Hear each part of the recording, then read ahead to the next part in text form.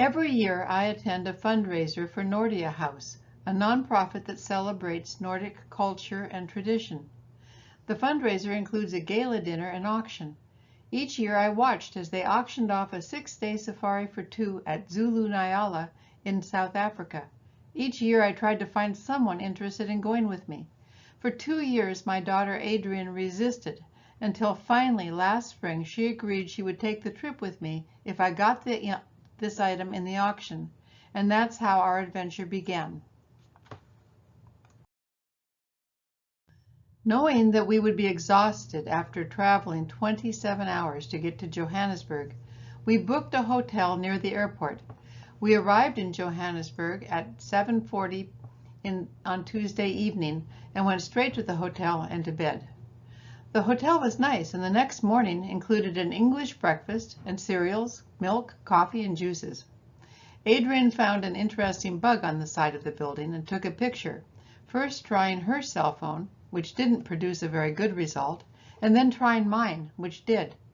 For the rest of the trip, she used my cell phone. This means that most of the pictures you will see were taken by Adrian with my phone.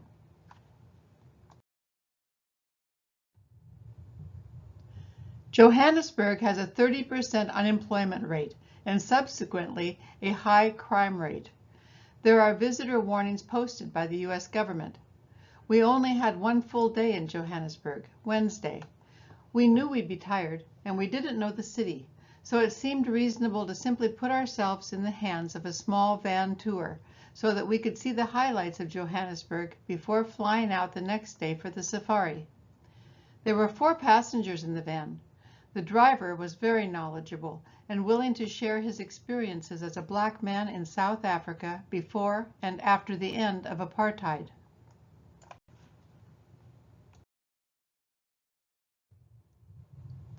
As we drove through the streets, I was surprised by rows of walls in front of every home and property.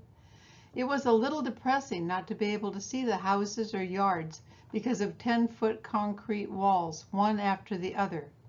Along the way, our driver pointed out the old commercial area of town and then the new area, which was comprised of large hotels and financial institutions. The first stop on our tour was Constitution Hill.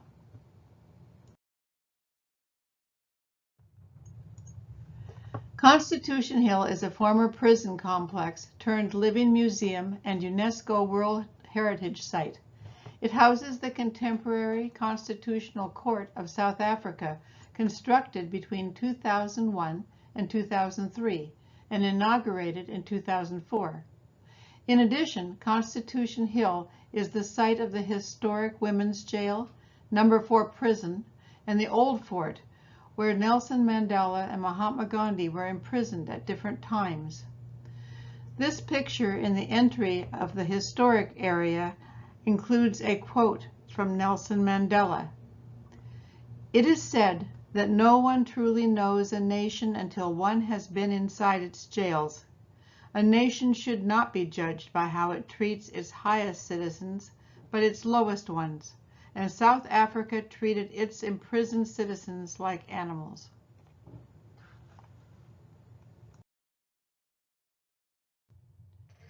Although they are pictured here together, Gandhi and Mandela never met. No. 4 Prison was a notorious prison section for black men established in 1902. It was infamous for apartheid-era brutality, severe overcrowding, and gang violence. Isolation cells were located in back. This was the most extreme form of punishment. Prisoners spent 23 hours a day inside these cells on a diet of rice water. They could officially be held here for 30 days, but some spent over a year in these cells. The prison was closed in 1983.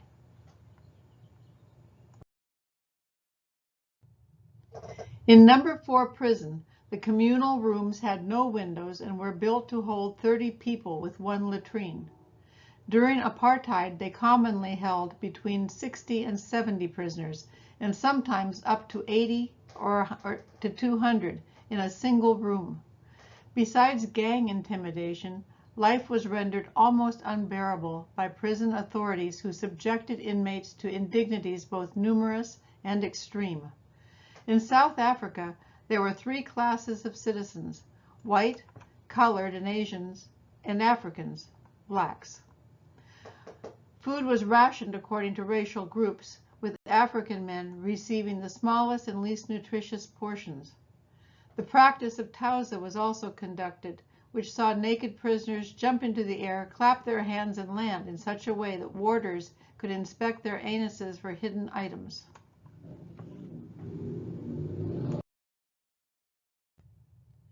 Part of the site houses the South African Constitutional Court, which opened in 2004.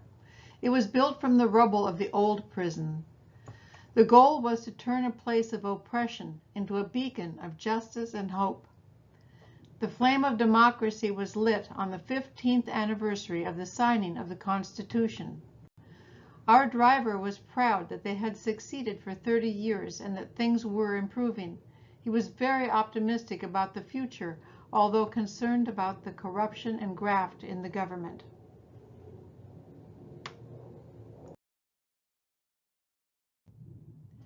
The Soweto Towers, or also known as Orlando Towers, are twin cooling towers for a decommissioned coal-fired power station in Soweto.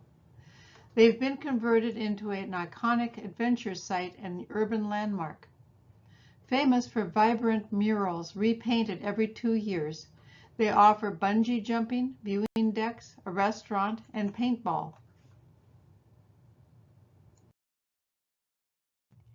Soweto is a major township in Johannesburg with an estimated population of 2 million people.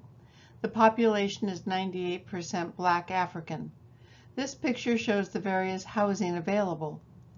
In the foreground are brick one-level houses with 1 or 2 bedrooms built before the end of apartheid. They have no plumbing. Water is carried in buckets from communal taps for use in the home, and waste from the home is carried out each day to be dumped. The electricity is mostly stolen from consenting residents who have electricity, usually from newer public housing, as seen behind.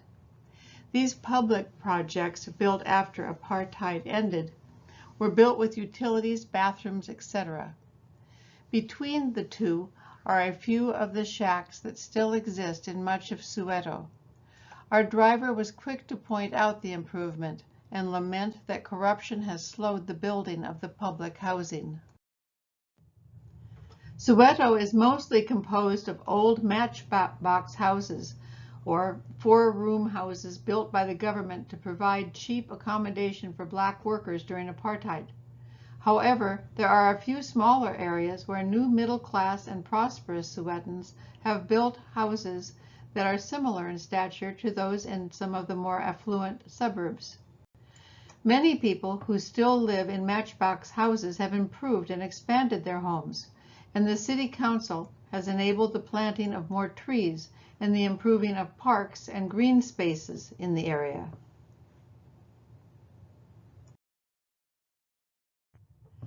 In describing how Soweto was changing since the end of apartheid, our driver explained that some residents were entering a new black middle class and living nearby in new homes. Some were getting help to move to public housing, and some were improving and fixing up their existing housing. He said Trevor Noah's grandmother still lives in Soweto, and although Trevor has tried to help her many times, she remains entrenched in her lifetime home where she has friends and family. Trevor Noah was raised in Soweto and is considered colored under the apartheid classifications. His father was white and his mother was black. His best-selling book, Born a Crime, explains the issues of the illegal liaison that resulted in his birth.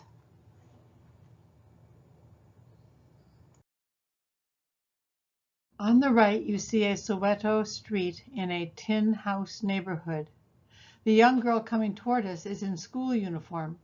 Uniforms are mandatory in almost all public and private schools, following the English tradition. This can be a significant cost for poor families. Our driver said he never received much education, but he went back to school as an adult because Mandela said adults must get educated too. He now loves history and is very proud of the fact that children of all races are being educated in South Africa. On the left is a daycare we visited. One of the children gave a little recitation.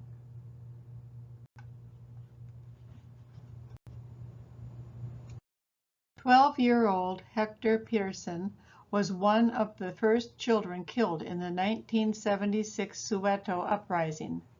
The conflict was triggered by the apartheid government's forced imposition of Afrikaans as the language of instruction in black schools.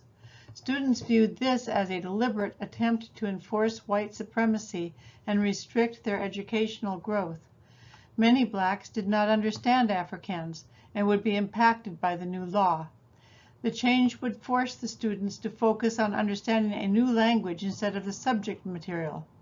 Resentment grew until April 30th, when children at Orlando West Junior School in Soweto refused to go to school. Their rebellion spread to many other schools. The students formed an action committee which organized a peaceful demonstration for June 16. The march by an estimated 20,000 students was met with police brutality, first dogs, then tear gas, then an order to open fire.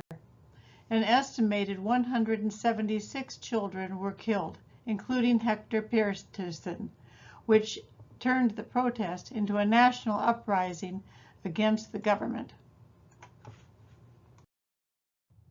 Hector Peterson Museum and street art near the site commemorate his death and the death of the other victims, including those that died in the aftermath. The wire figures on the right depict police dogs, and demonstrators. The brutality against children caused international outrage, significantly boosting the anti-apartheid movement. This event and the continued demonstrations throughout the year resulted in an estimated 700 children being killed. Thursday morning, we flew to Richards Bay, which is in Zululand. We were picked up at a small airport and driven to Zulu-Nyala, about an hour away. The facility was lovely with lush foliage and walkways. We stayed in a tent.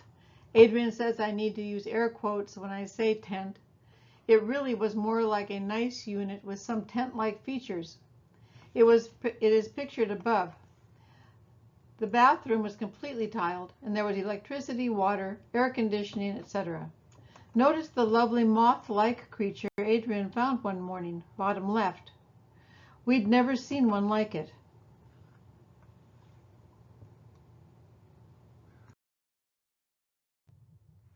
Our safari package included breakfast, lunch, and dinner, 2 safari outings a day, one before breakfast and one before dinner. And there were 2 swimming pools, a spa with options for massage or other luxuries. There were lots of walkways, and it was a lovely place to stroll. There were 6 of us and our guide Sia, each morning and evening. We were all excited to see animals. Strangely, that feeling never changed.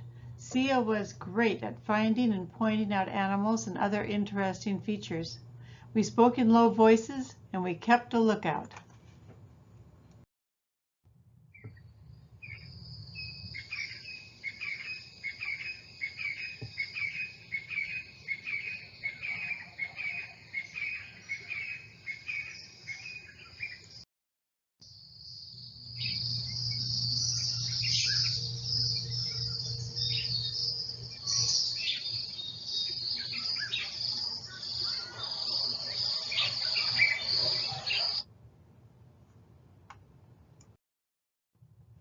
We saw lots of giraffes during the 6 days.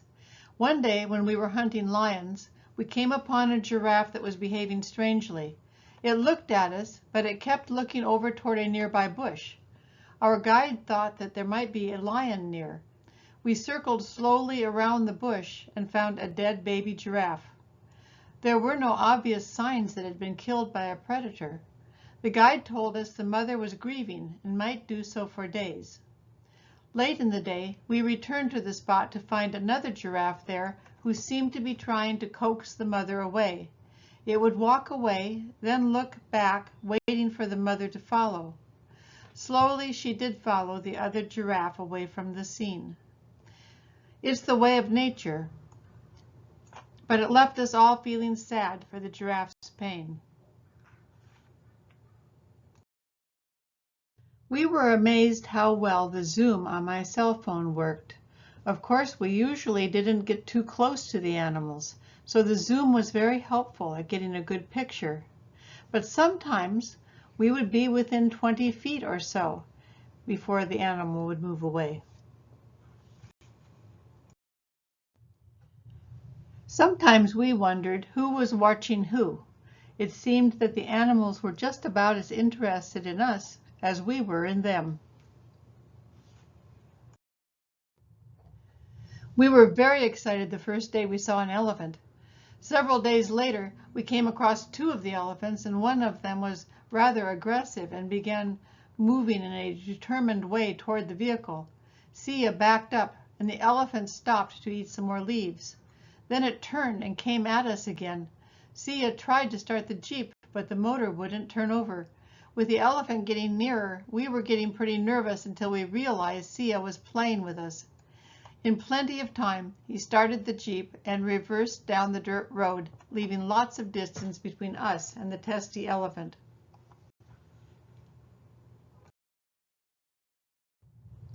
We stayed for nearly a half hour watching this quarrel between 2 impalas. They were jockeying for position, and one would back away while the other advanced. We thought the winner was the one on the left, but then the underdog began to move forward, forcing his adversary to retreat. Finally, one of the impalas turned and ran away.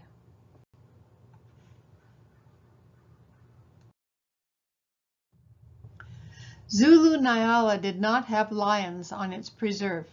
It was too small for lions, which require a much larger preserve for hunting grounds. We took a day trip to a much larger nearby preserve and found the lions.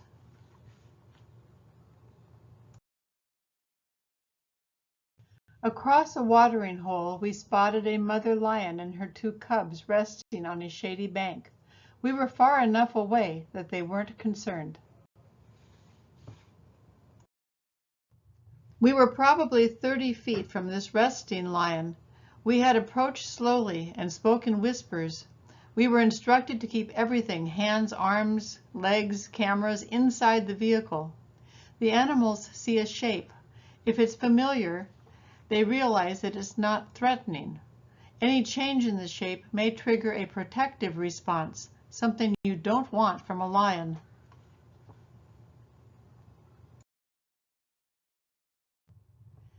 Sitting on Jabula Beach with a camera in my lap, I couldn't help preserving the view of these ladies appearing over a sand dune.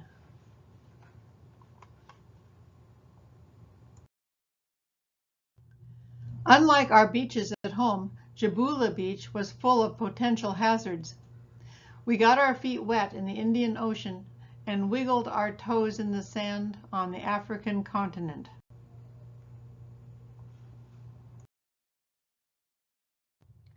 Part of our day in St. Lucia included a river cruise. We were excited to see our first hippos. Hippos do not swim. They walk along the bottom of the shallows all day and come on shore at night. They sometimes come into the town of St. Lucia. A couple of years before, some foolish tourist thought it would be great to get a picture with one of them, and it nearly bit her in half. She lived, but had severe injuries. Over the 6 days of safaris, we became better and better at spotting wildlife before they turned and ran or ambled off. However, the first few days we laughed that we mostly got butt pictures and decided we could do a souvenir poster called Bountiful Butts of Africa. The warthogs were especially resistant to photographs. They would run away immediately, disappearing into long grass or bushes with their tails straight up.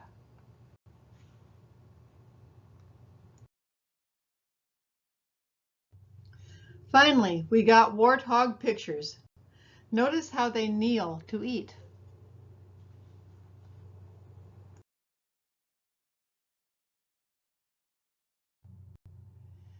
We saw lots of African buffaloes, and they usually moved slow enough for us to get pretty good pictures.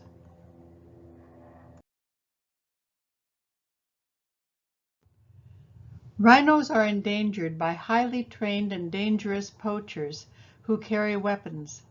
Poachers can get up to $250,000 for a rhino horn, which is highly valued in illegal Asian markets. Black rhino horns are more desirable, and 96% of their population was wiped out between 1970 and 1999. As of 2025, white rhinos are more targeted because their greater population makes them easier to find and poach, especially in South Africa's open savannas. They have larger front horns, making them highly lucrative. There is pessimism about keeping the rhinos safe in South Africa because penalties are not severe. The cost of hiring guards to protect the rhinos is great, and their numbers are already diminished. Some reserves saw off the rhino horns to protect them, but the horns grow back in 7 years. When we were in Zimbabwe, we asked the same question about protecting the rhinos. We were told that they were optimistic about protection because the penalties for poaching in Zimbabwe were quite severe.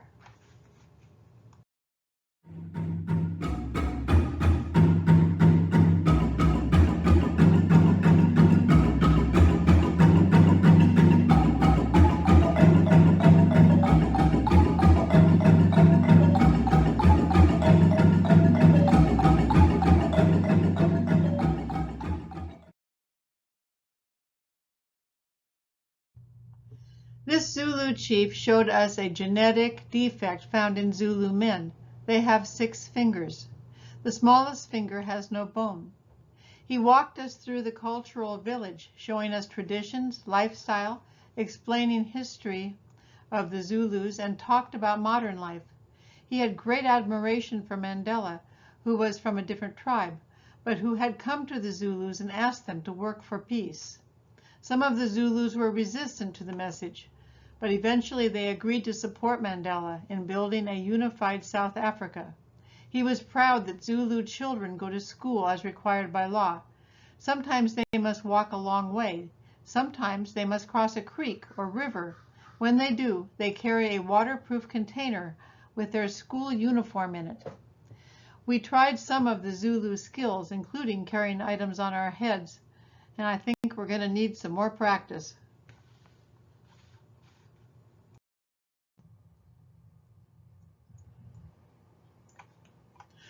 Orphaned and injured cheetahs are cared for at this center together with caracals, servals, and African wildcats. Where possible, cubs from cheetahs that can breed will be released into the wild in nearby reserves. Cubs that will be released into the wild are kept with minimum interaction with humans. However, because this cheetah will not be released into the wild, we were allowed to enter its cage. The center relies on visitor fees, donations, and Adopt a Cat program. They maintain a Facebook profile. Doesn't the African wildcat look like a cat you might see in your neighborhood? A genetics test determines it's an African wildcat, which is, in fact, the ancestor of domestic cats.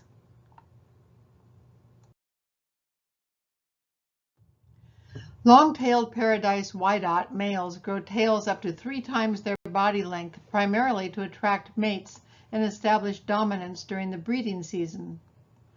Top right is a tawny eagle, and below is the African spur-winged goose, Africa's largest waterfowl. Ostriches are found in the wild in South Africa, but they're also widely farmed for their large, fluffy plumage. My favorite is this lilac-breasted roller. Beautiful, isn't it? The African fish eagle, or sea eagle, is widely distributed throughout southern Africa.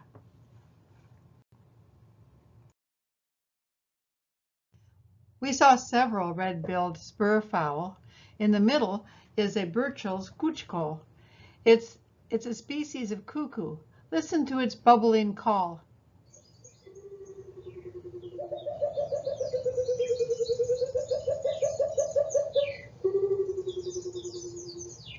Southern pied babblers stay in groups like these and prefer thorny bushes. Gray-crowned cranes raise their young together for a year. They're known for their elaborate mating dance. One day we went to Elephant Experience, a sanctuary for 2 elephants, one male and one female, who could not be released into the wild because they'd become too accustomed to humans. We were allowed to feed them and touch them. This is the male elephant. He had an injury to his trunk which made it impossible for him to feed using the end of his trunk. However, he had learned to bring food to his mouth if it was put in the cradle of his trunk. We also were allowed to place the food directly on his massive tongue.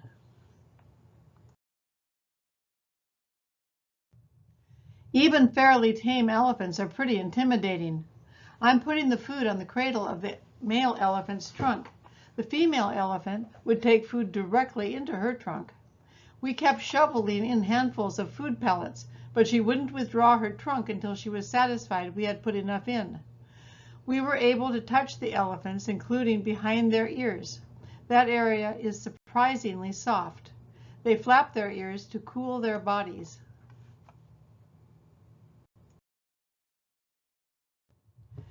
As you might imagine, life for foliage with so many herbivores looking for dinner is not easy. The elephants are especially destructive.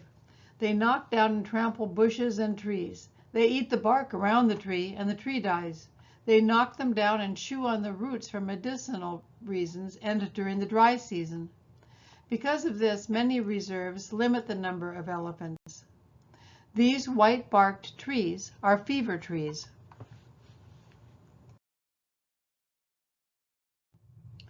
Fever trees were so named because people who built houses among them got sick and sometimes died. It was assumed that the trees were the problem. Actually, fever trees prefer marshy, wet areas, and the people got sick from malaria or typhoid, not the trees. If you rub your hands on the bark, a powdery substance comes off that is a natural sunblock. Animals sometimes rub up against the trees for this reason. This is one of the few pictures I got of wildebeests, seen here among the fever trees.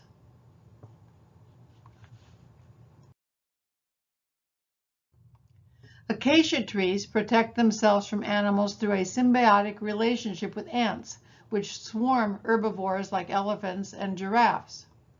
They also produce bitter tannins when giraffes start eating their leaves, and they release ethylene gas to warn downwind trees to produce bitter tannins.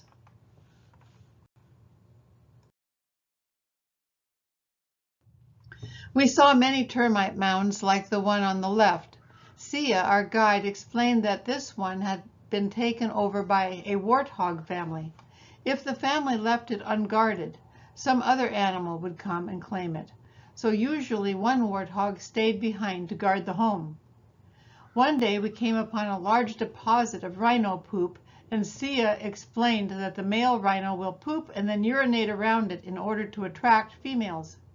The male will come back to the same spot to refresh the deposit until a female finally urinates there to indicate interest. Sia asked if we knew how to tell if the deposit was fresh. Some of us guessed, but he shook his head and bent over pretending to take a fingerful to taste it. He laughed heartily at our groans. This skull is from a buffalo. Parasites are eating the horns. When animals die in the reserve, they are left to be devoured by insects and predators. It is a tradition on the last evening safari for the group to bring whatever they like to drink and go to a high point overlooking the countryside to watch the sunset. It's a time to visit, munch some snacks, and reminisce about the past few days. Curious about Sia's history, we asked him, and he told us he was one of 7 children. One of his employers took a liking to him and paid for him to go to 2 years of ranger school. Now he works and helps pay for his sister to get additional schooling.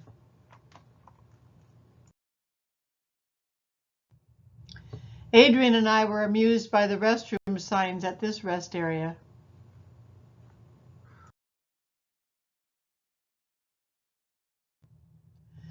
We flew to Johannesburg after our safari, and as part of our Rovos trip, we were picked up by a private cab and taken to Pretoria to a lovely bed and breakfast for the night. The next morning, we were taken to the Rovos train station to begin our trip to Victoria Falls.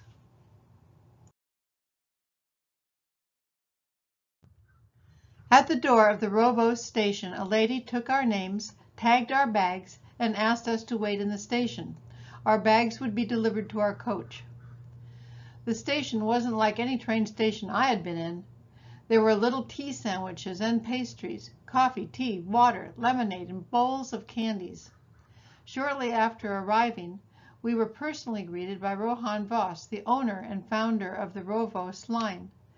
He took us on a tour and talked about the history of Rovos. He was delightful and charming.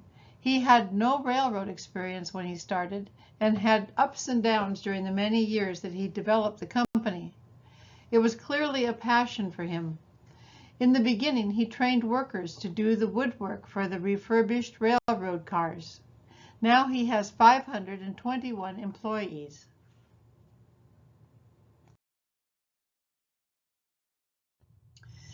This was our suite.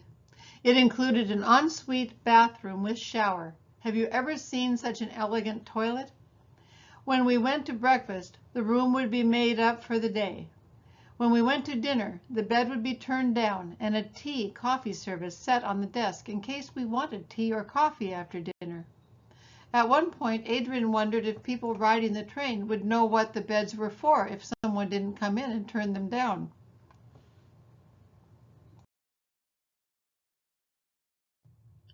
Breakfast was a la carte, but lunch and dinner were at a set time and included 4 courses with wine pairings.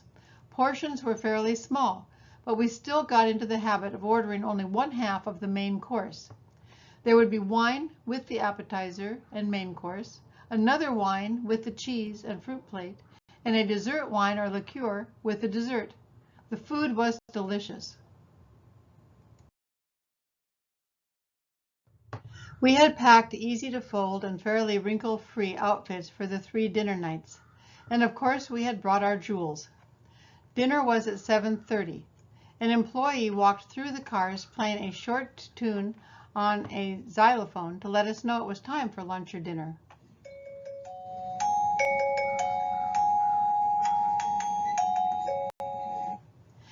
As if the meals weren't enough, tea was served every day at 4:30. With little crustless sandwiches and small pastries in the observation car. Besides the many windows in our suite and the dining room, there was an observation car with an open area in the back to sit and watch the world pass by. At many crossings, there would be children waving and excited to get a wave back. And then there was the Limpopo River, made famous by Kipling's story about how the elephant got its trunk. It is also the natural boundary between South Africa and Zimbabwe. We had given our passports and Zimbabwe visas to the train personnel who met with border agents. We never had to get off the train or go through lines or questioning. The train was stopped for about 45 minutes and then we moved on. Our passports and visas were returned when we arrived at Victoria Falls.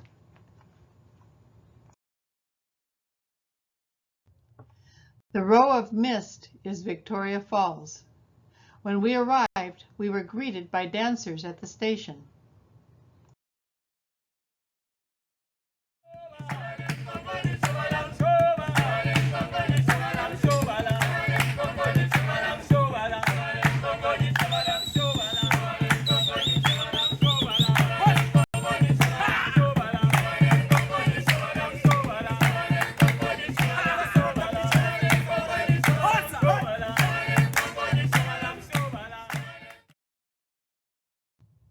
We had a walking tour along the cliff opposite Victoria Falls. We had rain gear, but it didn't matter. Within minutes, we were drenched to the skin from the mist blowing up. We had to time picture taking for moments with no breeze, so we wouldn't get our cameras wet, and so that something would be visible. Notice the center picture. The falls is back there, but the blowing mist makes it invisible. The path was lush and the weather was warm, so getting drenched was not really uncomfortable to Oregonians.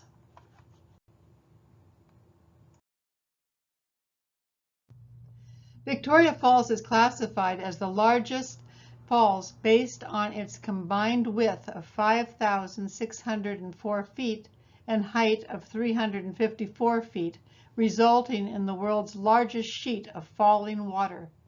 It is a UNESCO World Heritage Site.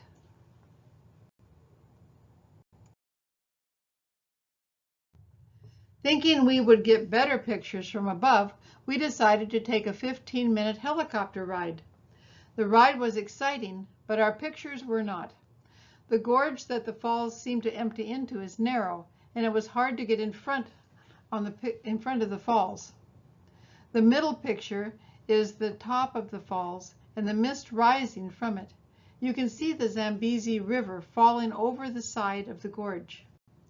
The right picture is the Zambezi River Gorge below the falls. Notice how serpentine it is.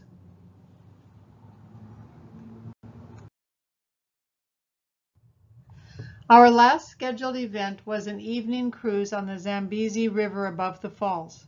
It was a small boat with about 20 people on board. We had drinks and appetizers, and the captain pointed out any animals we passed along the way. One side of the river was Zambia, the other was Zimbabwe.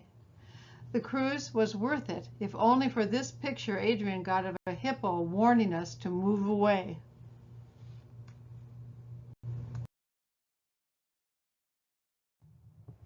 Our last night in Africa, and I got this picture of the sun setting over the Zambezi River.